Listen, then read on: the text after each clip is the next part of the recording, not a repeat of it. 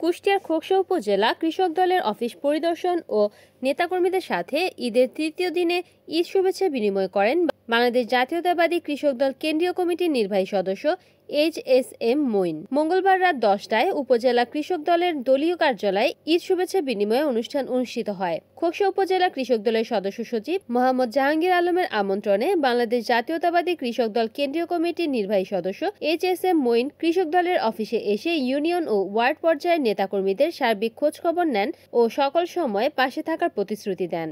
এ সময় সফর সঙ্গী হিসেবে উপস্থিত ছিলেন ঢাকা মহানগর উত্তর কৃষক দলের সদস্য সচিব শফিকুর রহমান মিঠু, রাজবাড়ী জেলা কৃষক দলের আহ্বায়ক আইয়ুব, কুষ্টিয়া জেলা কৃষক দলের সিনিয়র যুগ্ম আহ্বায়ক আমজাদ হোসেন বিদ্যুৎ, কুষ্টিয়া জেলা কৃষক দলের যুগ্ম আহ্বায়ক প্রভাষক হারুনুর রশিদ, রাজবাড়ী জেলা যুবদলের সভাপতি ভিপি বকুল প্রমুখ।